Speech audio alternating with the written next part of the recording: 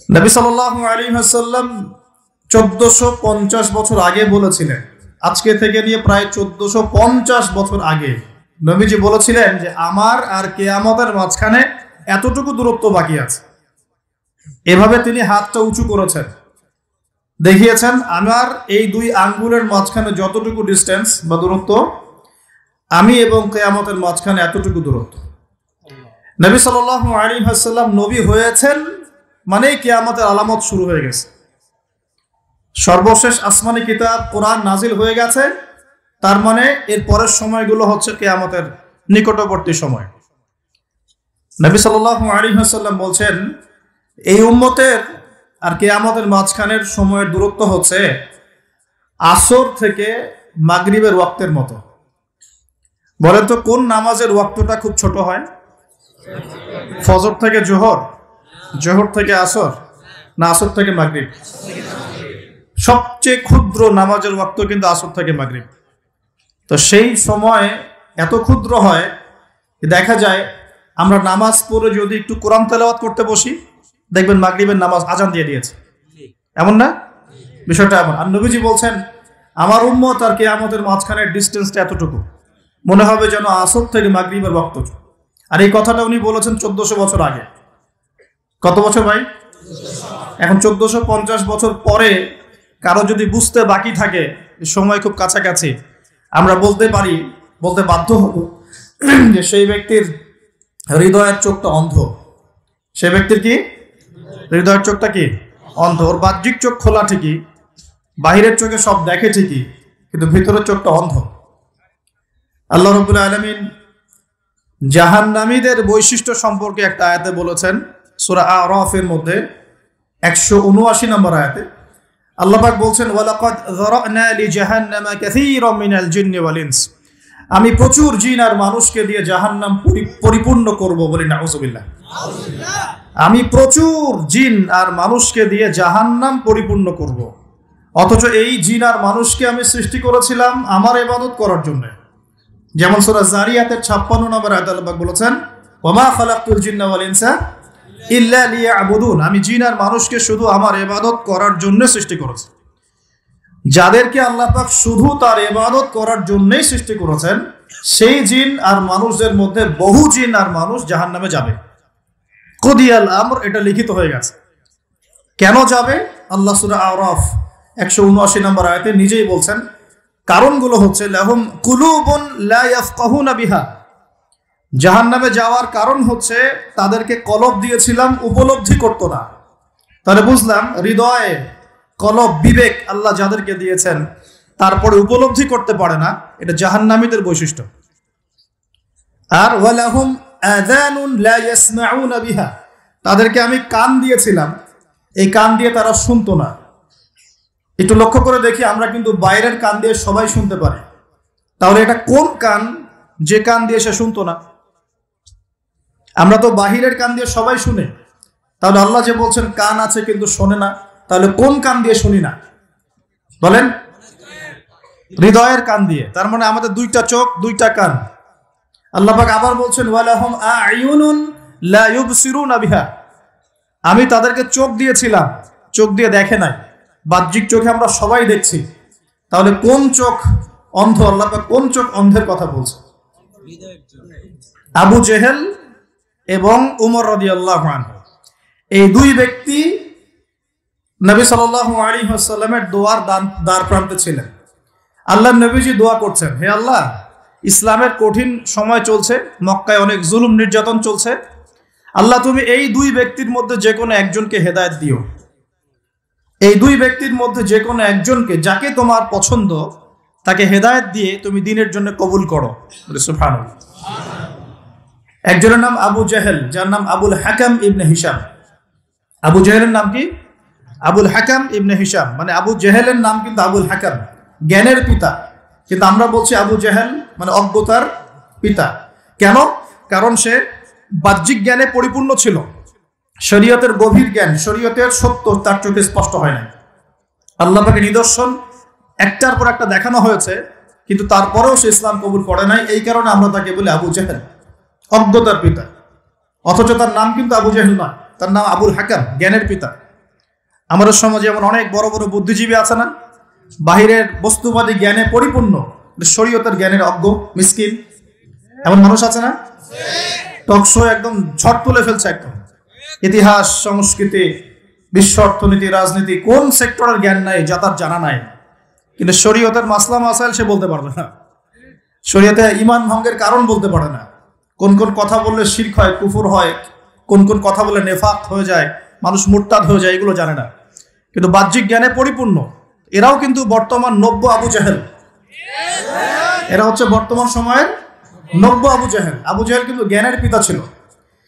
তো আবু জাহেল এবং ওমর রাদিয়াল্লাহু আনহুর মধ্যে আল্লাহ যাকে তোমার ভালো লাগে তুমি হেদায়েত দিয়ে ইসলামের জন্য কবুল করো, এটা দোয়া করছেন কে? মুহাম্মদুর রাসূলুল্লাহ সাল্লাল্লাহু আলাইহি ওয়াসাল্লাম। এবার আল্লাহ পাক হেদায়েত দিয়েছেন ওমর রাদিয়াল্লাহু আনহুকে। এই তো এখন এই দুই ব্যক্তিকে আমরা যদি ডক্টরের কাছে পাঠাই মনে করেন, এবং তাদের কান এবং তাদের চোখ টেস্ট করি, দেখা যাবে দুজনের কানই একই, দুজনের চোখই একই, দুজনেরই চোখ ভালো, দুজনেরই কান ভালো। তাহলে আবু জেহেলের কোন কান অন্ধ যার কারণে সে কোরআন শুনতে পারলো না, আর আবু জেহেলের কোন চোখ অন্ধ যার কারণে সে কোরআন দেখতে পারলো না, সত্য চিনতে পারলো না? বলেন, এটা কি বাহ্যিক চোখ না অভ্যন্তরীণ চোখ? আর ওমর রাদিয়াল্লাহু আনহুর কোন কান জিন্দা, জীবিত, যে কান দিয়ে তিনি কোরআনের মর্ম শুনতে পারলেন? কোন চোখ জীবিত, যেই চোখ দিয়ে তিনি সত্যটাকে খুঁজে পেলেন? বাহ্যিক চোখ না ভিতরের চোখ? তার মানে বুঝতে পারলাম এই আয়াতে আল্লাহ পাক আমাদের বাহ্যিক চোখ, বাহ্যিক কানের কথা বলছেন না। আল্লাহ বলছেন প্রচুর জিনার মানুষ যে জাহান্নামে যাবে তার অন্যতম কারণ হচ্ছে তাদের কলব ছিল কিন্তু মরে গেছে, মৃত কলব। চোখ দিয়েছি দেখে নাই, মানে এই চোখ দিয়ে ঠিকই দেখেছে কিন্তু কলবের চোখ দিয়ে দেখতে পারে নাই। কান দিয়েছি শোনে নাই, মানে কান তো এই চোখ, এই কান দিয়ে শুনেছে ঠিকই, এই কান দিয়ে সবই শুনেছে, কিন্তু এই কান দিয়ে কোরআন এবং সুন্নাহর মর্মমারি সত্য শুনতে পারে নাই।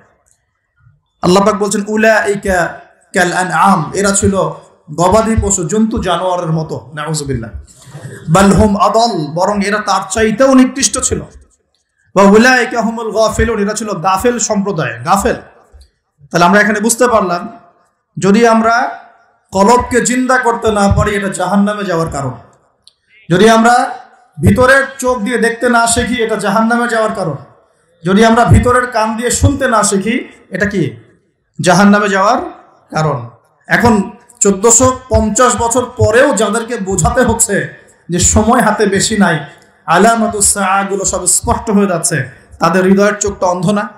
ভিতরের কানটা অন্ধ না? কলবগুলো মরে গেছে না? আমি আপনাদেরকে কিছু দৃষ্টান্ত দেখাচ্ছি, যে দৃষ্টান্তগুলো আমাদের ঢাকা শহরের সাথেও মিলে যাবে, বড় বড় সব শহরের সাথে তো মিলে যাবেই। আমরা যে সমাজে বাস করি, বাংলাদেশ, ঢাকা শহর, আমরা ঢাকার বাসিন্দা, আমাদের সাথে আরো জাজল্যমান ভাবে মিলে যাবে। এটা শুধু একটা শহরের গল্প নয়, বরং এটা হচ্ছে পুরো বিশ্বের সমস্ত বস্তুবাদী শহরের গল্প। পুরো বিশ্বের যত বস্তুবাদী শহর আছে সবারই গল্প এখন সেম, কারণ পুরো বিশ্বটা এখন হচ্ছে একটা গ্লোবাল ভিলেজ, মানে বিশ্বায়নের যুগ চলছে। এক জায়গায় ঢিল দিলে তরঙ্গ সারা বিশ্বে ছড়িয়ে পড়ে না? তো পুরো বিশ্বের গল্পই এটা, আর স্পেশালি আমাদের ঢাকা শহরেরও গল্প এটা, আমরা যেখানে বসবাস করছি। কোরআন এবং হাদিসের ভাঙাচুরা এলেম কালাম দিয়ে মনে হচ্ছে এখন পর্যন্ত যে আমাদের উপরে আল্লাহ পাকের গজবটা আসে নাই, এটাই হচ্ছে আল্লাহর রহমত। আমার কথা হয়তো সবাই বুঝতে পারবেন না, তবে জ্ঞানী মানুষ বুঝবেন ইনশাআল্লাহ। এখন পর্যন্ত যে আল্লাহ পাকের গজবগুলো আসে নাই, এটাই আল্লাহর সবচেয়ে বড় রহমত। আশার যে পাপগুলো আছে, এই কোনো পাপ করতে আমরা এখন বাদ দিচ্ছি না। আশা গজবকে ডেকে নিয়ে আসার যে পাপগুলো আছে, এই পাপের কোনোটা করতে ঢাকা শহরের অধিবাসীরা এখন বাদ দিচ্ছে না। আমি কোরআন এবং হাদিস লাস্ট 1 মাস থেকে এই গজব সংক্রান্ত বিষয়গুলো ঘাটাঘাটি করছিলাম। যখন থেকে যে ভূমিকম্প, টার্কি সিরিয়ার ঘটনাগুলা, ইউক্রেন রাশিয়ার বা ন্যাটো রাশিয়ার যে কনফ্লিক্ট, মহামারী, তার করোনা, কোভিড, বৈশ্বিক অর্থনৈতিক মন্দা, এই যে সমকালীন ইস্যুসগুলো চলছে, এগুলোর সাথে যখন আখিরুজ্জামানের হাদিসগুলোকে স্টাডি করছিলাম, তখন বুঝতে পারলাম যে স্পেশাল যে 10টা 15টা বা 20টা পাপ আছে, সর্বোচ্চ 20টা হবে, মেজর 10টা, এই 10-15টা 20টা পাপ যখন সারা বিশ্বে ছড়িয়ে পড়ে তখন বিশ্বের অবস্থা এমন হবে যেমনটা এখন হয়েছে। কোরআন এবং সুন্নাহ এ টু জেড ঘেটে ফেললে আপনি এগুলোই পাবেন, কিন্তু আমি আপনাদের স্টাডি করার সাথে সহজ করে দিচ্ছি, চেষ্টা করছি, কারণ স্টাডির কোনো শেষ নাই। আমি যতটুকু বলবো এখান থেকে আপনি আবার স্টার্ট করতে পারবেন। একটা আমি আপনাকে বেস দিচ্ছি, এর উপর দাঁড়িয়ে আপনি আরো স্টাডি করতে পারবেন। আমার জ্ঞান তো চূড়ান্ত নয়, জ্ঞানের কোনো শেষ আছে? সর্বপ্রথম যে পাপের কারণে আল্লাহর গজব, আসমানের বালা, জমিনের বালা নেমে আসে, তার নাম হলো শিরক। তার নাম কি? এখন পুরো বিশ্বের বড় বড় যে বস্তুবাদী শহরগুলো আছে, সবগুলোর বেশিরভাগই শিরকে নিমজ্জিত আছে। আর এই শিরক শুধুমাত্র আল্লাহ ছাড়া মূর্তি পূজা করাই শিরক নয়, শুধুমাত্র আল্লাহ ছাড়া চন্দ্র, সূর্য, গ্রহ, নক্ষত্রের পূজা করাই শিরক নয়, শুধুমাত্র এই আল্লাহর সন্তান আছে এই ঘোষণা দেওয়ার নামই শিরক নয়। আমরা আমাদের শহরগুলোর মধ্যে আল্লাহ পাকের হালালকে হারাম করে নিয়েছি, হারামকে হালাল করে নিয়েছি, এটার একটা শিরক, এটা একটা কুফর। আর এই শিরকের মধ্যে আমাদের পুরো ঢাকা শহর ডুবে গেছে। আমরা আল্লাহ পাকের হালালকে হারাম করে নিচ্ছি, আল্লাহর হালালগুলো হারাম করছি, হারামগুলো হালাল করছি। আরো আছে, আমরা মনে করি যে অমুসলিমরাই মনে হয় শিরক করে, অথচ এখন মুসলিমদের মধ্যে বহু মানুষ কবর পূজা করছে, কবরে গিয়ে সেজদা করে। তার ধারণা কবরে শায়িত মানুষ তাকে ভালো মন্দ দিতে পারে। কবরের শায়িত মানুষ কি আমার কল্যাণ অকল্যাণ করতে পারবে? আমরা জানি যে নবী মুহাম্মদ সাল্লাল্লাহু আলাইহি ওয়াসাল্লাম সুপারিশ করবেন, ঠিক আছে? তার সুপারিশে কবিরা গুনাহগার ব্যক্তিরা জাহান্নাম থেকে বের হয়ে আবার জান্নাতে যাবে ইনশাআল্লাহ। আমরা জানি আল কোরআন সুপারিশ করবে, আমরা জানি যে রোজা, সাওম সুপারিশ করবে, আমরা জানি দান সদকা কিয়ামতের মাঠে বান্দাকে ছায়া দিবে, কোরআনে সূরা আলে ইমরান, সূরা বাকারা, সামিয়ানার মতো বান্দাকে ছায়া দিবে। আমরা জানি আলেম ওলামা সুপারিশ করবে, হাফেজে কোরআন সুপারিশ করবে, আমরা জানি শহীদগণ সুপারিশ করবে। সুপারিশ এক জিনিস, কিন্তু মৃত মানুষ কি আমাকে কল্যাণ অকল্যাণ দিতে পারে? তো মুসলিমদের মধ্যে বহু মানুষ এখন কবর পূজা করছে না? এই এই এই শিরকটা কি ঢাকার মতো বড় বড় শহরগুলোতে নাই? বাংলাদেশে নাই? কোন কোন ক্ষেত্রে এরকম কবর পূজারীরা নিজেদের নাম দিয়ে দিয়েছে ওরা সুন্নি, নিজে করছে কবর পূজা, নাম দিয়ে রেখেছে আমি সুন্নি। এই টাইটেলটা পবিত্র টাইটেল। সুন্নি মানে কি? যে সুন্নতের অনুসরণ করে। সুন্নি মানে কি? যে নবীর সুন্নতের অনুসরণ করে। একটা দলিল দেখেন তো, নবী সাল্লাল্লাহু আলাইহি ওয়াসাল্লাম কারো কবরে সেজদা দিয়েছেন? সাহাবীগণ কারো কবরে সেজদা দিয়েছেন? সাহাবীগণ কোন মৃত মানুষের কাছে দোয়া করেছে? তাহলে এই কাজগুলো কি শিরক হচ্ছে না? এই জিনিসগুলো চলছে, এগুলো আল্লাহর গজব নামিয়ে নিয়ে আসে। আরো আছে, আমরা শিরক মানে শুধু এটাই মনে করি যে আল্লাহর জন্য নামাজ পড়তে হবে, অন্য কারোর জন্য পড়া যাবে না, আল্লাহর জন্য কোরবানি করবো, অন্য কারোর জন্য করা যাবে না। কিন্তু আমরা এখন কি করছি জানেন? আমরা রাজনীতি, অর্থনীতি, এমনকি শিক্ষানীতির মধ্যেও শিরকি আকীদা ঢুকিয়ে দিয়েছি। যেমন রাজনীতির মধ্যে ঢুকিয়েছি সমস্ত ক্ষমতার উৎসকে জনগণ, এটা আমাদের একটা পলিটিক্যাল কনসেপ্ট, তাই না?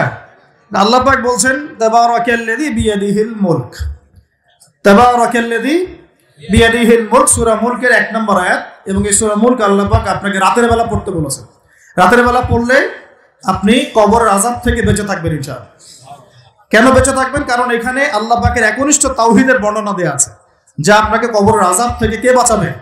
আল্লাহ, তাওহীদ, আল্লাহ বাঁচাবেন ইনশাআল্লাহ। এর প্রথমেই আল্লাহ বলছেন তাবারাকাল্লাযী, বরকতময় সেই আল্লাহ, বিয়াদিহিল মুলক, যার হাতে হচ্ছে সমস্ত কর্তৃত্ব, ক্ষমতা। ক্ষমতার মালিক কে? আল্লাহ পাক সূরা আলী ইমরানে বলছেন কুলিল্লাহুম্মা মালিকাল মুলক, হে আল্লাহ বলো, আল্লাহ, হে আল্লাহ তুমি হচ্ছে রাজত্বের মালিক। রাজত্বের মালিক কে? তুতিল মুলকা মান তাশা, তিনি যাকে ইচ্ছা রাজত্ব দেন, ওয়া তানজিউল মুলকা মিম্মান তাশা, যার থেকে ইচ্ছা রাজত্ব কেড়ে নেন। তাহলে এর মালিক কে? ফেরাউনকে কে রাজত্ব দিয়েছিল? আর তাকে কে ডুবিয়ে দিয়েছে? তাহলে দেয়ার মালিক কে? ডুবিয়ে দেওয়ার মালিক কে? আবার দাউদ আলাইহিস সালামকে কে দায়িত্ব দিয়েছিল? সুলাইমান আলাইহিস সালামকে কে এই বিশ্বের শাসক বানিয়েছে? ইউসুফ আলাইহিস সালামকে জেলখানা থেকে বের করে মিশরের শাসক কে বানিয়েছে? মুহাম্মদ সাল্লাল্লাহু আলাইহি ওয়াসাল্লামকে মক্কা থেকে শূন্য হাতে মদিনায় নিয়ে গিয়ে মদিনার শাসক কে বানিয়েছে? তো এটা দেয়ার মালিক কে? আল্লাহর মনোনীত বান্দাগণ যখন দায়িত্ব পেয়েছেন, তারা কি আল্লাহর বিধান বাদ দিয়ে অন্যের বিধান দিয়ে দাসত্ব করেছে? তাহলে আমরা তো খলিফা শব্দই বুঝি না। আমরা এই পৃথিবীতে কার খলিফা? আমরা এই দুনিয়ায় কার খলিফা? খলিফার দায়িত্ব কি? আল্লাহ পাক সূরা সদের মধ্যে বলছেন, ইয়া দাউদ, হে দাউদ, ইন্না জাআলনাকা খলিফাতান ফিল আরদ, হে দাউদ আমি তোমাকে পৃথিবীতে আমার খলিফা করেছি। কি করেছি? কে করেছেন? তোমার দায়িত্ব হচ্ছে ফাহকুম বাইনান নাস বিল হক, মানুষের মাঝে হকের মানদণ্ডে বিচার ফয়সালা করো।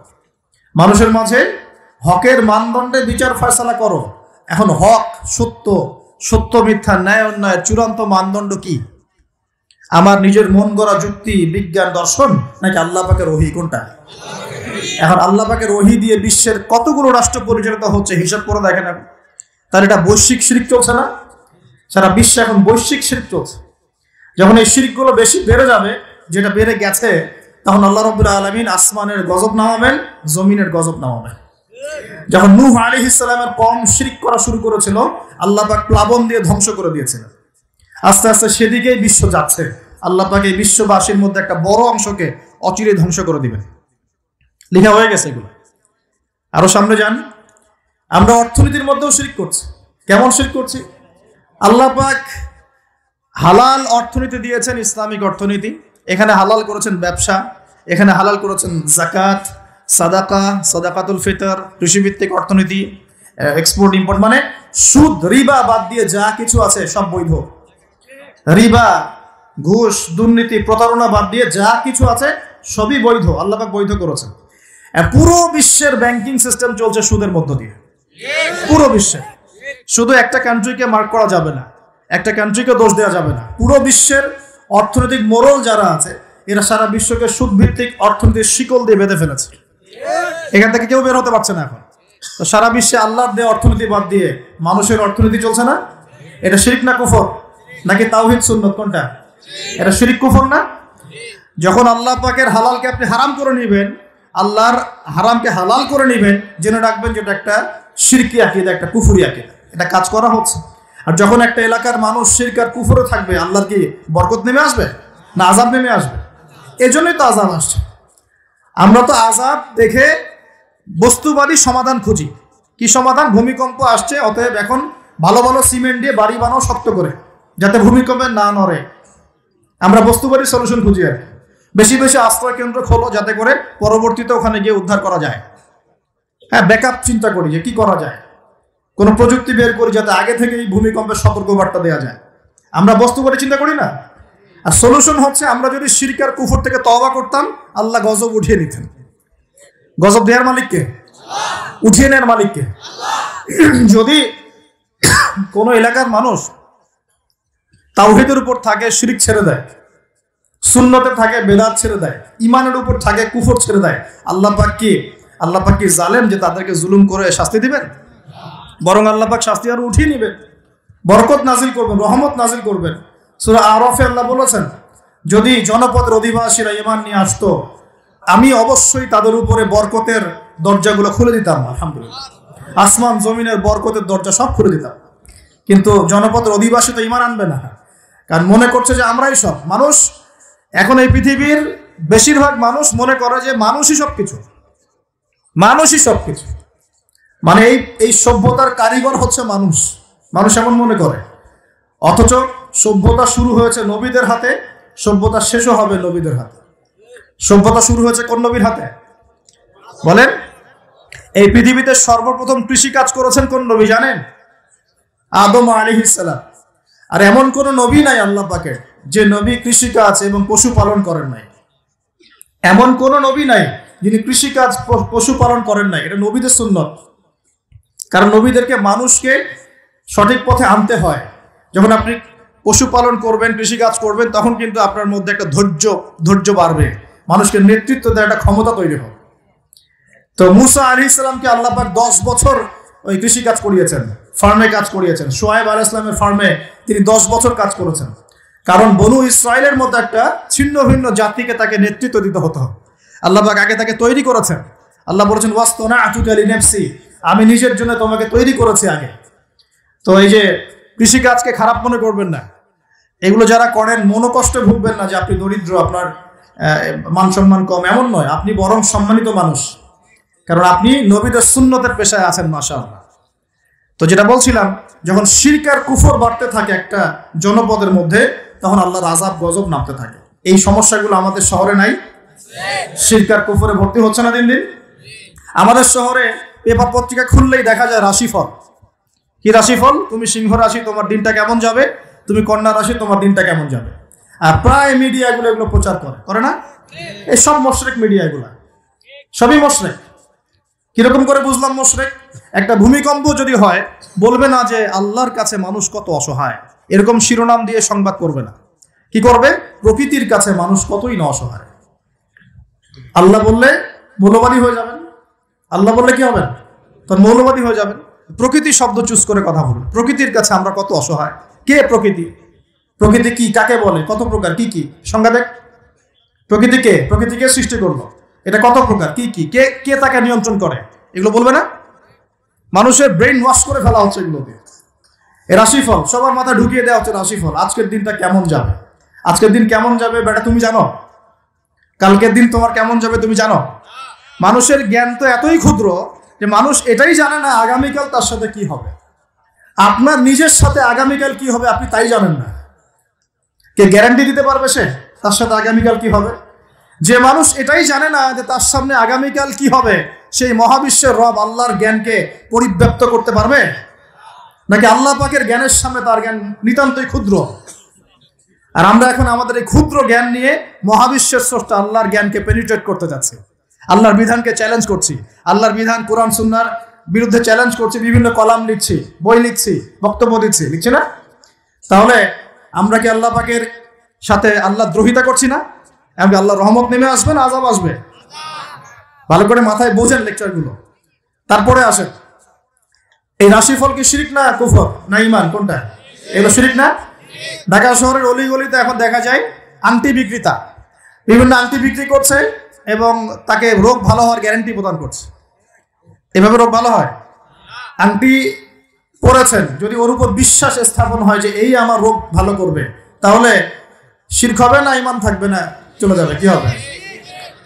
কল্যাণ অকল্যাণের মালিককে, রোগ দেওয়া ভালো করার মালিককে। এখন বলতে পারেন তাহলে কি চিকিৎসা করব না? অবশ্যই চিকিৎসা করবেন। কেন চিকিৎসা করবেন? কারণ আমাদের নবীজি বলেছেন আল্লাহ এমন কোন রোগ নাজিল করেন নাই যার শেফাও নাজিল করেন নাই। আল্লাহ পাক এমন কোন রোগ নাজিল করেন নাই যার চিকিৎসা আল্লাহ নাজিল করেন নাই। মানে প্রতিটা রোগেরই চিকিৎসা আছে, অতএব চিকিৎসা করবেন। কিন্তু একটা জড় বস্তু আপনার রোগ ভালো করতে পারবে? কেউ কেউ টিয়া পাখি নিয়ে রাস্তায় ঘাটে বসে আছে ঢাকা শহরে, এগুলো চলতে ফিরতে দেখতে পারবেন আপনি। একটু ফিলোসফার হন, চোখ দিয়ে দেখেন। ফিলোসফি খারাপ জিনিস না। ফিলোসফি মানে দর্শন, আপনাকে ভেতর থেকে দেখতে শেখাবে। আর ভেতর থেকে দেখতে না পারলে বাহ্যিক চোখ দিয়ে দেখলে সবকিছু বুঝতে পারবেন না। আল্লাহ পাক আমাদের সবার হৃদয়ের চোখটা খুলে দিন, বলি আমিন। রাস্তাঘাটে বসে আছে, টিয়া পাখি দিয়ে ভাগ্য পরীক্ষা করছে। তো এখন এই টিয়া পাখি দিয়ে ও যদি ভাগ্য পরীক্ষা করতে পারে, তাহলে ওর আজকে প্রধানমন্ত্রী হওয়ার কথা না? ও রাস্তার ধারে বসে আছে কেন? ও নিজে রাস্তার ধারে বসে আছে কেন বলেন? আমাদের ঢাকা শহরে একটা জিনিস বাড়ছে দিন দিন, এই জাদুবিদ্যার চর্চা বাড়ছে। দেখলাম কিরকম করে বুঝলাম যে জিনের রোগী বাড়ছে দিন দিন, জিনগ্রস্ত রোগী। জিনগ্রস্ত রোগী এটা আবার কি? এটা তো আবার অনেকে বিশ্বাসই করবে না জিন বলতে কিছু আছে। আমরা বিশ্বাস করি যে মানব জাতির পাশাপাশি এই পৃথিবীতে জিন জাতীয় আছে। মানুষের মাঝে যেমন ভালো মন্দ মানুষ আছে, জিনের মধ্যেও ভালো মন্দ জিন আছে। জিনের মধ্যে কি আছে ভাই? ভালো মন্দ জিন আছে। এক শ্রেণীর জিন আছে আল্লাহর অনুগত, এক শ্রেণীর জিন আছে উদ্ধত।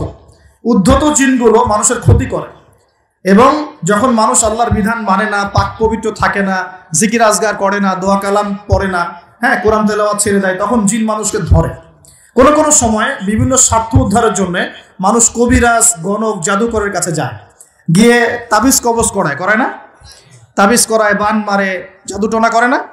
এতে করে সম্পর্কের মধ্যে বিচ্ছেদ ঘটায়। হ্যাঁ, অনেকে আবার প্রেমিকাকে পাওয়ার জন্য বশ করছে, তাবিজ করছে। হ্যাঁ, চাকরিতে ভালো চাকরি হয় না, চাকরির জন্য তাবিজ করছে। তারপর অনেকের ব্যবসা উন্নতি হচ্ছে, হিংসা লাগে, ওর বিরুদ্ধে কাজ করছে। এই যে সমস্যাটা ইদানিং শহরের মধ্যে বাড়ছে, এটা কিন্তু সেহর বা জাদু, কুফরি। কেউ যদি এই কাজে লিপ্ত হয় সে ঈমান হারিয়ে ফেলবে, ইসলাম থেকে নাম কাটা পড়ে যাবে। আল্লাহ পাক আমাদের সবাইকে হেফাজত করুন, বলি আমিন। অনেক শিরকে আছে। আমরা এখন শিক্ষার মধ্যেও শিরক করছি। কিরকম?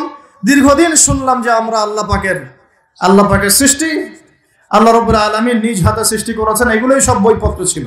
এখন আস্তে আস্তে আস্তে বইপত্রগুলোর মধ্যে চেঞ্জ আনা হচ্ছে। একটা সুদূর প্রসারী লক্ষ্যকে সামনে রেখে একটা প্রজন্ম তৈরি করার চেষ্টা করা হচ্ছে, যে এই প্রজন্মটা আল্লাহ থেকে দূরে সরে যাবে, রাসূল থেকে দূরে সরে যাবে।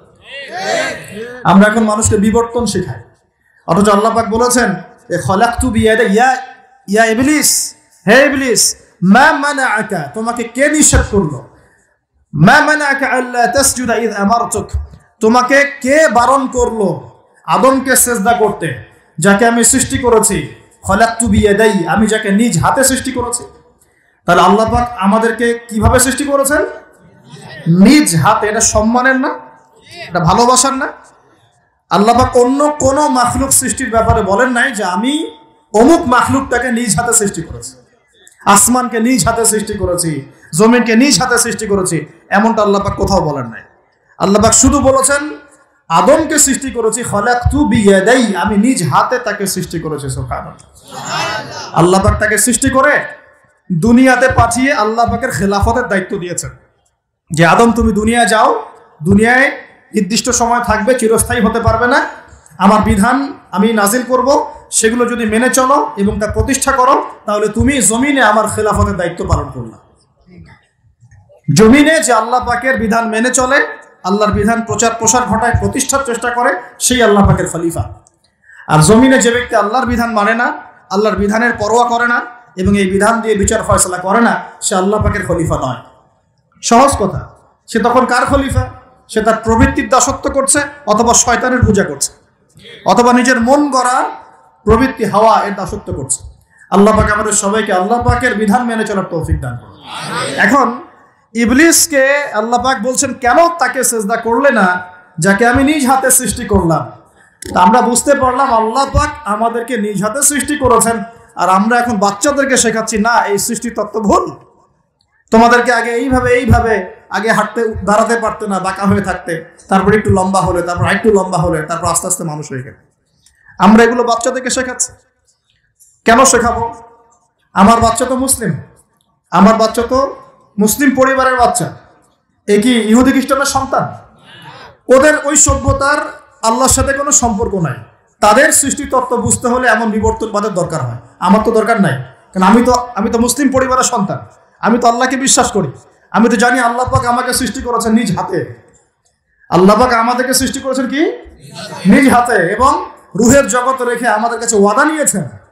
এই পৃথিবীতে আসার আগে আরেকটা জগৎ ছিলাম আমরা, তার নাম রুহের জগৎ, আলামে আরওয়াহ। আমরা তো এই পৃথিবীর বাসিন্দা নই, আমরা জান্নাত থেকে এখানে আসছি। সুবহানাল্লাহ। এটা তো আমাদের নোংরা জায়গা, এটা হচ্ছে আমাদের থাকার জন্য নোংরা জায়গা। আমরা তো জান্নাত থেকে এসেছি এখানে। হাই ক্লাস থেকে লো ক্লাসে আসলে মানুষ খুশি হয়? জান্নাত হাই ক্লাস না দুনিয়া হাই ক্লাস? আমাদের পিতা মাতাকে জান্নাতে রাখা হয়েছিল, সেখান থেকে আমরা এখানে এসেছি। এখান থেকে আসি নাই? আর আমাদের আত্মাগুলোকে রুহের জগতে রাখা হয়েছে, সেখানে সমস্ত আত্মাগুলোকে ডেকে আল্লাহ পাক বলেছেন আলাস্তু বিরব্বিকুম। আল্লাহ বলছেন কি? আলাস্তু বিরব্বিকুম, আমি কি তোমাদের রব নই? সমস্ত আত্মারা একসাথে বলেছিল বেলা ইয়া রব্বি, অবশ্যই আপনি আমার রব। সুবহানাল্লাহ। আমরা এই সাক্ষ্যটা দিয়ে আসছি। সূরা আরাফ পড়লে আপনি বুঝতে পারবেন, এখানে আছে আমরা এই সাক্ষ্য দিয়ে পৃথিবীতে আসছি। এখানে এসে ভুলে গেছি, মনে পড়ে না। মনে পড়ে না। এইটা মনে করানোর জন্যই তো আল্লাহ পাক যুগে যুগে নবী রাসূল পাঠিয়েছে। এটা মনে করিয়ে দেওয়ার জন্যই আল্লাহ পাক আসমানে কিতাব নাজিল করেছেন। তুমি ভুলে যেও না, তুমি ওই জগতে ছিলে, আমাকে সাক্ষী দিয়ে এসেছো। এই দুনিয়ার ফিতনায় আমাকে ভুলে যেও না। নবীগণ এসেছেন, হেদায়েতের বাণী শুনিয়েছেন, আসমানে কিতাব নাজিল হয়েছে, আমরা সেই কিতাব পেয়েছি। এই সিলসিলা চলতে চলতে আদম থেকে নিয়ে মুহাম্মদ সাল্লাল্লাহু আলাইহি ওয়াসাল্লাম পর্যন্ত প্রায় 1,24,000 নবী আল্লাহ পাঠিয়েছে। তার সর্বশেষ নবীর নাম কি? মুহাম্মদ রাসূলুল্লাহ সাল্লাল্লাহু আলাইহি ওয়াসাল্লাম। এর আগে তাওরাত, জাবুর, ইনজিল সবই আল্লাহর পক্ষ থেকে এসেছিল। মানুষ যখন সেগুলোকে বিকৃত করেছে, আল্লাহ পাক আবার নতুন করে বিধান পাঠিয়েছে। এই সর্বশেষ বিধান কোনটা? আল কোরআন, এবং তার ব্যাখ্যা কি আছে? হাদিস। এই কোরআন হাদিস ঘাটাঘাটি করলেই আমরা পেলাম যে একটা জনপদের মানুষ যখন এমন শিরক আর কুফরে নিমজ্জিত থাকে, তখন আল্লাহর পক্ষ থেকে আযাব আসে। আর আমরা কি সেই পাপে নাই ভাই? আপনার উপরের লেভেলের সিস্টেম থেকে শুরু করে নিয়ে একদম এই শিক্ষাক্ষেত্র বলেন, হাতের আংটি বলেন, চিন্তা চেতনা বলেন, হ্যাঁ, রাস্তাঘাটের ওই যে গণকের কথা বলেন, কবিরাজের কথা বলেন, জাদুবিদ্যার চর্চা বলেন, হ্যাঁ, ওই ভাগ্য গণকের কথাই বলেন, রাশিফলের কথাই বলেন, সব আমরা শিরকের মধ্যে লিপ্ত আছি। এর পাশাপাশি আমরা কবর পূজা করছি, মাজার পূজা করছি, আমরা আল্লাহ ছাড়া অন্য কারোর জন্য জবাই করছি, মানত করছি, কসম করছি, কুরবানি করছি। কোনো কোনো জায়গায় আমরা আগুনেরও পূজা করছি, আগুনের সামনে দাঁড়িয়ে মাথা নত করছি না?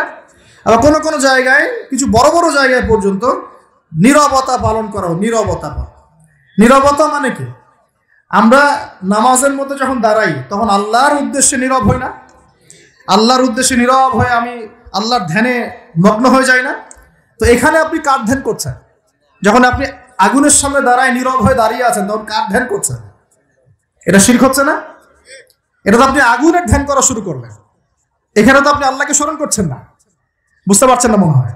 মনে করেন একজন মানুষ মারা গেছে, লাশ, কথা তো এই লাশটার সামনে দাঁড়িয়ে আপনি নীরবে 2 মিনিট দাঁড়িয়ে আছেন কেন? কি দরকার? এটা কি নবীর সুন্নাত?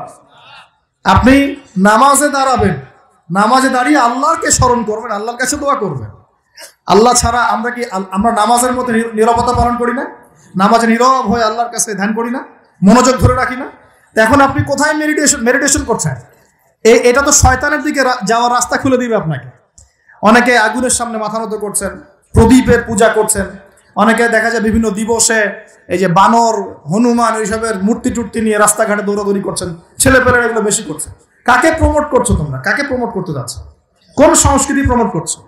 এই হাদিস এটাও আছে শেষ জামানায় যে আমার উম্মতের একটা বড় অংশ মুশরিকদের সাথে মিশে যাবে এবং মূর্তি পূজা শুরু করবে। এগুলো চলছে না এখন? এগুলো যখন চলবে তখন আমাদের উপর কি আল্লাহ পাকের রহমত নেমে আসবে ভাবছেন, না আযাব আসবে? ওই যে বলেছে আযাব যে আসে নাই সেটাই আল্লাহর রহমত, এটা আমি গবেষণা করে বলছি। আযাব যে আসে নাই এখন পর্যন্ত এটাই আল্লাহ পাকের রহমত। তওবা করে ফিরে না আসলে অচিরেই আল্লাহ পাকের আযাব নেমে আসবে ইনশাআল্লাহ। আল্লাহ হেফাজত করুন। তারপরে আমরা শঙ্কিত যে কখন না নেমে আসে। আল্লাহ রাব্বুল আলামিন আমাদেরকে হেফাজত করুন। আমিন। এভাবে প্রতিটা ক্ষেত্রে শিরক চলছে, শিরক আর কুফর। কোরআন খোলেন, হাদিস পড়েন, দেখবেন আল্লাহ পাক যতগুলো জনপদকে ধ্বংস করেছেন তার প্রধান 2টা পাপ ছিল শিরক আর কুফর। এই যে আমাদের যুব সমাজ এটাই বোঝে না যে নামাজটা ছেড়ে দেওয়াটা কুফরি। নামাজ যে না পড়া, ছেড়ে দেওয়া, ইচ্ছা করে না পড়াটা কুফরি, এটা ওদেরকে কেউ শেখায় নাই। 20 বছর পড়াশোনা করেছে বিশ্ববিদ্যালয়ে, স্কুল কলেজ বিশ্ববিদ্যালয়ে 20 বছর পড়াশোনা করেছে, কেউ কোনো স্যার ওদেরকে শেখায় নাই যে নামাজ ছেড়ে দিলে কুফরি হয়। এবং এদের সংখ্যা লক্ষ লক্ষ না, মনে হয় কোটি কোটি হবে যুব সমাজ যারা 20-25 বছর পড়াশোনা করে নামাজ যে কুফর, নামাজ ছেড়ে দেওয়া যে কুফরি, এটা শেখে নাই। আর নবীজি বলেছেন মান তারাকা সালাতান মুতাআম্মিদান ফাকাদ কাফারা। যে কোনো মাযহাবের ইমাম সাহেবকে জিজ্ঞাসা করে দেখেন, যে কোনো মাযহাবের আলেমকে জিজ্ঞাসা করে দেখেন, এই হাদিসটা আপনাকে শুনিয়ে দিবে। যে ব্যক্তি ইচ্ছাকৃতভাবে নিজের উপর ফরজ নামাজ ছেড়ে দিল সে কুফরি করলো। কি করলো? তো এই যুব সমাজকে কে শিখাবে যেটা কুফরি? বহু ছেলে পেলে আমি তো দেখেছি ওয়াজ মাহফিল অ্যারেঞ্জ করা হয়েছে, এশার ওয়াক্ত হয়ে গেছে, সবাই নামাজে দাঁড়িয়েছে, অর্ধেকের বেশি নামাজ বাদ দিয়ে দূরে দাঁড়িয়ে হট্টগোল করছে, হই উল্লাহ করছে। এখানে ওয়াজে আসছে বক্তাকে দেখার জন্য আসছে। নামাজ নাই, ওয়াজ শুনে কি করবা তুমি? নামাজ ইম্পর্টেন্ট না ওয়াজ ইম্পর্টেন্ট? নামাজ না থাকলে ইসলাম থাকে?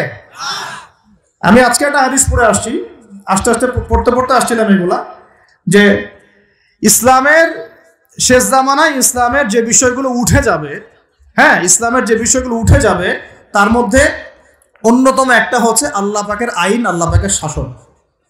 উঠে যায় নাই সারা বিশ্ব থেকে? আস্তে আস্তে উঠে গেছে না? আচ্ছা, এরপর বাকি থাকবে নামাজ। এরপর বাকি থাকবে কি? নামাজ। ওই নামাজ হবে সর্বশেষ ইসলামের রুকন, যেটা সর্বশেষে উঠে যাবে, নামাজ উঠে যাবে।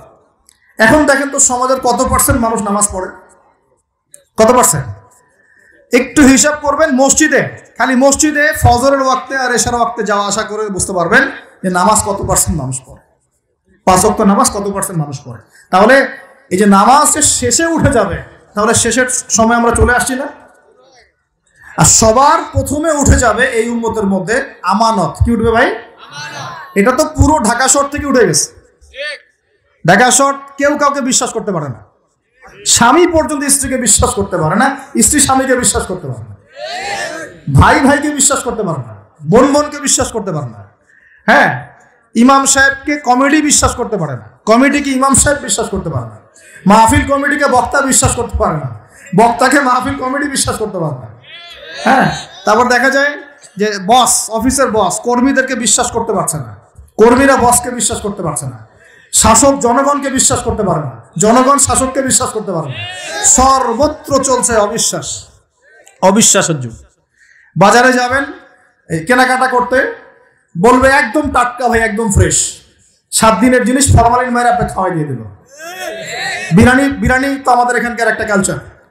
বিরিয়ানির ইয়েতে যাবেন, গরু বলে যে কত কুকুর শিয়াল খাওয়াই দিচ্ছে, আল্লাহ ভালো জান, তাই না? গরু খাসি বলে কুকুর শিয়াল খাওয়াই দিচ্ছে, একদম তাজা দেশি মুরগি বলে মরা মুরগি খাওয়াই দিচ্ছে।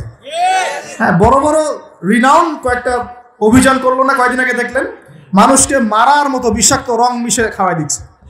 আমানত সবার আগে উঠে যাবে, আমানত, বিশ্বাস। আমানতদার ব্যক্তিকে বলা হবে খেয়ানতকারী ব্যক্তি, আর খেয়ানতকার যে, ওকেই বলা হবে আমানতদার। যে আমানতদার তাকে বলা হবে খেয়ানতকারী, আর যে খেয়ানত করে ওকেই বলা হবে আমানতদার। তখন আল্লাহ পাকের আযাব আসবে প্রতিটা ক্ষেত্রে। বলবে যে ভাই মাছটা ফ্রেশ, দেখবেন যে পচা মাছ, বা এই যে ফ্রেশ গরুর মাংস, দেখবেন যে ওটাকে একদম ইঞ্জেকশন মেরে মেরে মেরে গরুটাকে ফুলাই দিয়েছে। কোনো কোনো সময় দেখা যায় ডাব, ডাব খেতে আসেন শহরে, ডাব রাস্তার পাশে ডাব বিক্রি করতেছে, ডাব কেটে দেখবেন পানি অর্ধেক নাই, সিরিজ দিয়ে পানি বের করে ফেলছে। কোন যুগে আস? এটা আমাদের শহর ভাই, আমাদের শহর, যেখানে আমরা সবাই দাড়ি টুপি নিয়ে ঘুরে বেড়াই। আমরা বাইরে একটা অভিনয় করতেছি, আমরা আসলে বাইরে একটা অভিনয় করতেছি। আমরা মনে হয় নিজের সাথেই অভিনয় করছি, আমরা এখন মনে হয় নিজেদের সাথেই নিজের অভিনয় করছি। বাইরে গিয়েছে স্ত্রী শপিং করতে, এদিকে বয়ফ্রেন্ডের সাথে ডেটিং মেটিং করে বাসায় এসে স্বামীকে বলছে তোমার জন্য শার্ট কিনে নিয়ে আসলাম। হ্যাঁ, এদিকে স্বামী বাসা থেকে বের হয়েছে, ওইদিকে অফিসের কলিগদের সাথে দুই চারটার সাথে তার অবৈধ সম্পর্ক। ঠিক আছে, মানি ব্যাগ সার্চ করলে কন্ডম পাওয়া যায়, মানি ব্যাগ সার্চ করলে কি পাওয়া যায়? কন্ডম পাওয়া যায়। এবার প্রোটেকশন, এগুলো না করলে এইডসের রোগ হবে। শিখিয়েছে যে যৌন সম্পর্ক করেন, অবৈধ যৌন সম্পর্ক করেন, কিন্তু প্রোটেকশন নিয়ে করেন, এগুলো শেখাচ্ছে মানুষ। তো এই জেনাকারী সমাজের উপর আল্লাহর গজব আসবে না তো কি আসবে বলেন? কি আসবে? ও বাইরে গিয়ে আরো 2-3টা মেয়ের সাথে সম্পর্ক করে বাসায় আসে, স্ত্রীকে বলছে আমি আমি তোমাকেই সবচেয়ে বেশি ভালোবাসি। মানে এখানে জেনাকে উস্কে দেওয়া হচ্ছে, আর হালাল সম্পর্ক, হালাল বিবাহ, এটাকে প্রতিবন্ধকতা সৃষ্টি করা হচ্ছে। আপনি হালাল বিয়ে করতে চান, পারবেন না, কঠিন। যৌতুক, এখানে আবার যৌতুকের ব্যাপার আছে। ভাবখানে এমন যে বিয়ে মানে একটা বাণিজ্য, মানে যখন মেয়ের বাবা বিয়ে দিবে, মেয়েটাকে পার করছে বড় অঙ্কের একটা টাকা দরকার এখানে। হ্যাঁ, আর ছেলের বাবা যখন মেয়ে নিয়ে আসছে, সেখানে আবার বড় অঙ্কের যৌতুক ইম্পোজ করছে। মেয়ের বাবা দিচ্ছে বড় অঙ্কের মোহর, আমার মেয়েকে বিয়ে করতে চাও, 20 লাখ টাকা মোহর লাগবে। ও ছেলের সামর্থ্য নাই, ও বলছে ঠিক আছে, আচ্ছা লেখক, পরে বাসর রাত্রে মাফ করাই নিব। তো বাসর রাত্রে মাফ করাই নিচ্ছে, তারপরে সারা বছর, এটা সারা জীবন দেওয়ার কোনো নাম নাই, মেয়ের হক আর সে পেল না। এদিকে মেয়ের বাপও কম চালাক না, হ্যাঁ, সে আবার মোহর যেমন বাড়িয়েছে, ছেলের বাপও কম চালাক না, সে আবার এদিকে যৌতুক ইম্পোজ করেছে। ওই যৌতুকের টাকাটা নিয়ে মোহরটা দিব। সবাই চালাক, সবাই স্মার্ট। মানে প্রতারণা, অবিশ্বাসের যুগ চলছে। এটা প্রতারণা, অবিশ্বাসের যুগ। একটা মেয়েকে বাইরে পাঠিয়েছেন বাবা, সেই মেয়ে বাবার কাছে খুব ভালো, দুধ খেতে মানে নাক চিপলে দুধ বেড়ায়, এমন একটা অবস্থা মেয়ের। বাইরে দেখবেন প্রাইভেটে গিয়ে, কোচিংয়ে গিয়ে 8-10টা প্রেম করা শেষ। হ্যাঁ, ছেলেকে পাঠিয়েছেন ইউনিভার্সিটি, বিশ্ববিদ্যালয়, আমাদের শহরেই, ছেলে খুব ভালো বাবার কাছে, একদম নাক চিপলে দুধ বেড়ায়। বাইরে গিয়ে দেখবেন এদিকে 8-10টা মেয়ের সাথেও সম্পর্ক করা শেষ। এই যে পিচ্ছি পিচ্ছি ছেলেকে আমরা রাস্তাঘাটে দেখি, ঢাকা শহরের কিশোর গ্যাং তৈরি করেছে, কিশোর গ্যাং। হ্যাঁ, গুন্ডামি। ওই তামিল কিছু মুভিজ দেখায়, হ্যাঁ, মারামারি করছে, একটা ঘুষি দিলে একদম গাছের উপর উঠে যায়। হ্যাঁ, ওগুলো দেখে দেখে শিখছে, হকি স্টিক নিয়ে, চাকু চাপাতি নিয়ে ঘুরে বেড়াচ্ছে। আমরা টঙ্গি দিয়ে আসার সময় দেখেছি, আমাদের সামনে, আমাদের গাড়ির সামনে দৌড় দিয়ে ছো মেরে একটা মেয়ের কান থেকে একদম দুল ছিঁড়ে নিয়ে চলে যাবে। কানে দুল পরে আছে একটা মহিলা, কান টেনে ছিঁড়ে নিয়ে চলে গেল। মোবাইল ফোনে কথা বলছেন, গ্লাসটা খোলা, এইটুক সময়ের মধ্যে ছো মেরে মোবাইল ফোন নিয়ে চলে গেল। হ্যাঁ, এটা আমাদের শহর।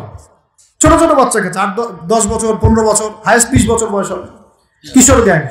আবার এতটুকুটুকু ছেলেকে দেখেছি, এই যে কিছু প্লাস্টিকের মধ্যে কি জানি টানে, আমাদের শহরের মধ্যে মাদক, সর্বত্র সর্বত্র সর্বত্র। আমাদের যুব সমাজ, এই শহরের যুব সমাজ দেখবেন, যাদের বাপের একটু টাকা পয়সা আছে, ওকে আর কে পায়?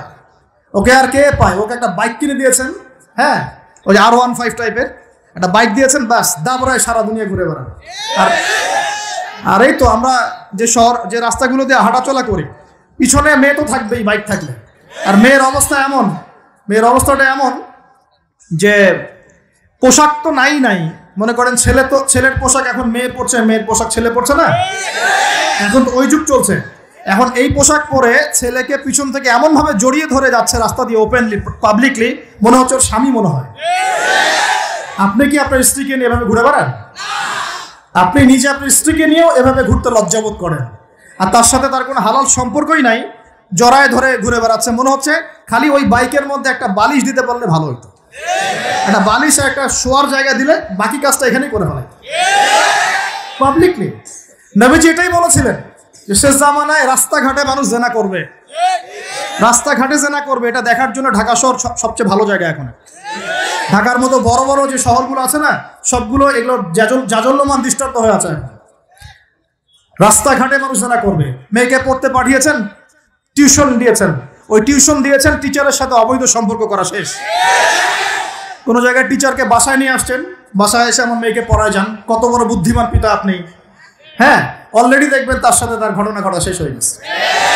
আর মেয়েরা আপনাকে বলবে না, কারণ কেউ মানে বাধ্য হয়ে এইসব জায়গায় ভিকটিম হয়ে যায়, আবার কেউ নিজের ইচ্ছাতেই কাজগুলো করে। এমন নয় যে সব মেয়ে ধর্ষিত হচ্ছে ছেলেদের আগ্রাসনের কারণে, ব্যাপারটা এমন নয়। বহু মেয়ে নিজের ভুলের কারণে ধর্ষিত হয়, বহু মেয়ে নিজের খারাপ স্বভাবের কারণেও তার ইজ্জত হারিয়ে ফেলছে। একটা মেয়ে যে রাত্রে যে 12টা 1টা 2টা বাজে বাইক নিয়ে ঘুরছে, ওকে কি রাস্তাঘাটে ঘুরতে 12টার সময় কেউ বলেছিল? এখন যদি এই 2টা 3টা ছেলে মিলে ওকে ধর্ষণ করে, দোষটা কি ছেলেটার হবে না মেয়েটার দোষ নাই? এখানে মেয়ের বাবার দোষ নাই, মেয়ের ফ্যামিলির দোষ নাই। তাহলে আমরা শুধু কেন ছেলেদের দিকে ফোকাস করি কেন? ছেলে তো অপরাধী, ছেলে তো অপরাধ করেছেই, ছেলের তো বাপ আগেই মরে গেছে।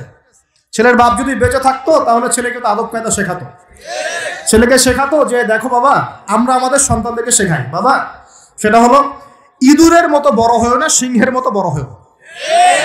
ইঁদুর কি করে?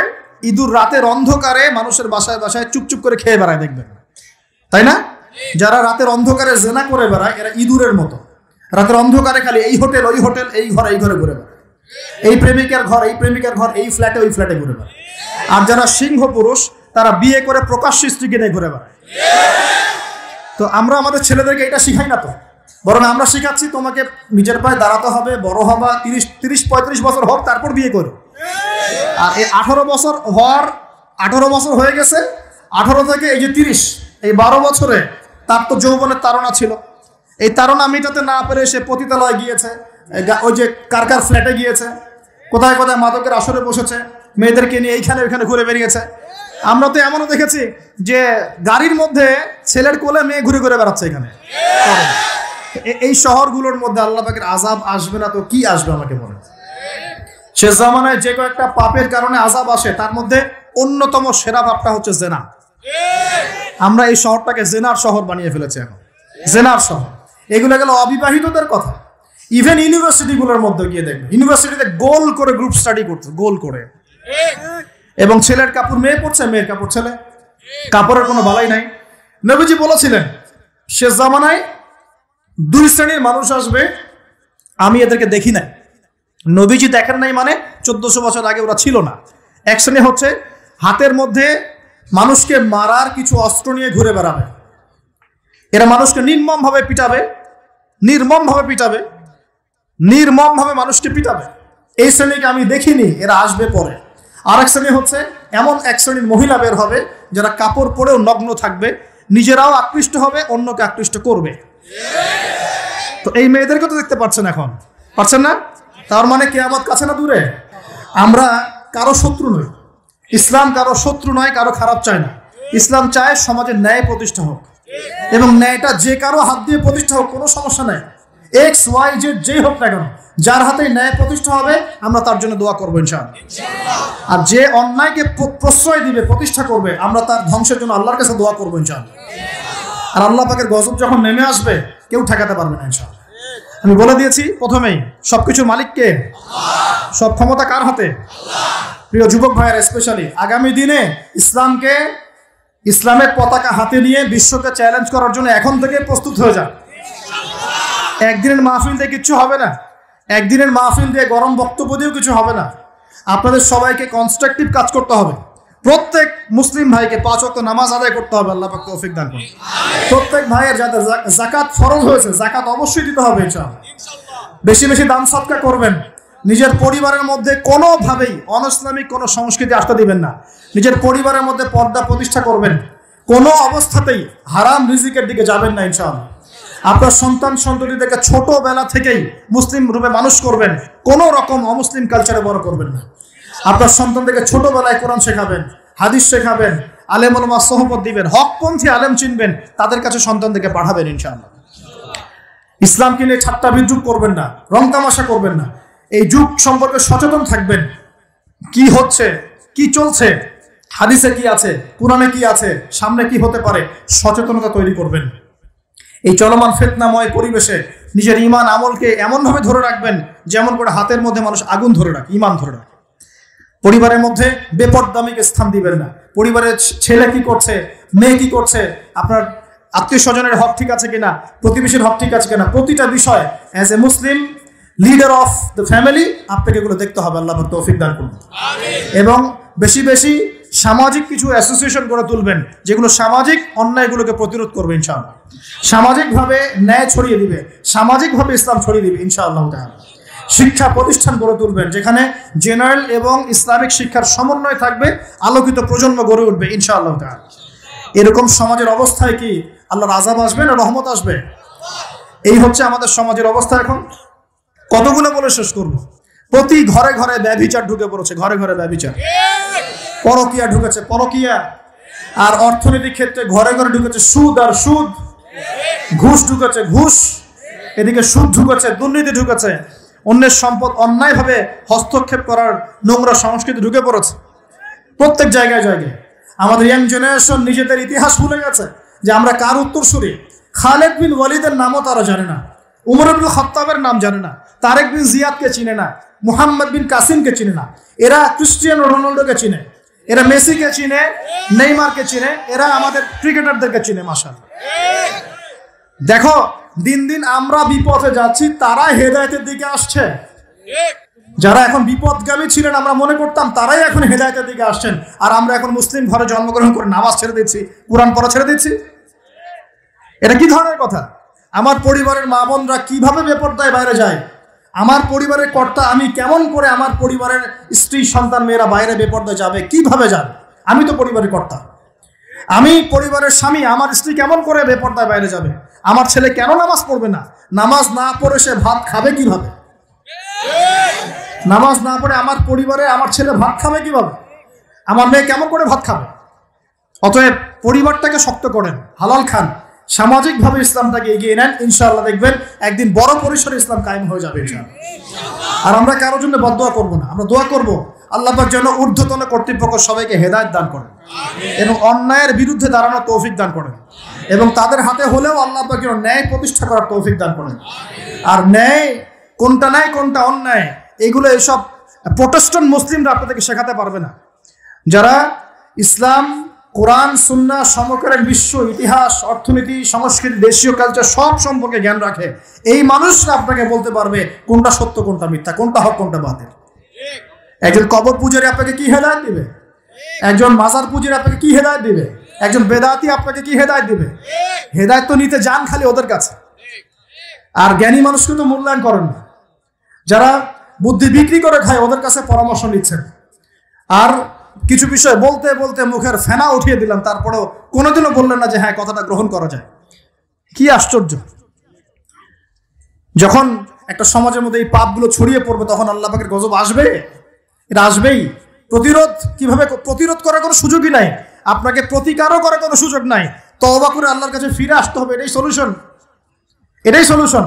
এই যে আমরা শহরের কথাই বলছিলাম, আমাদের সমাজের অন্যতম বড় একটা কিয়ামতের আলামত হচ্ছে উঁচু উঁচু বিল্ডিং নির্মাণের প্রতিযোগিতা। নবীজি জীবনের শেষের দিকে যে হাদিসগুলো বলেছেন, শেষের দিকে, তার মধ্যে কিয়ামতের বড় দুইটা আলামত বলেছেন। তার মধ্যে একটা হচ্ছে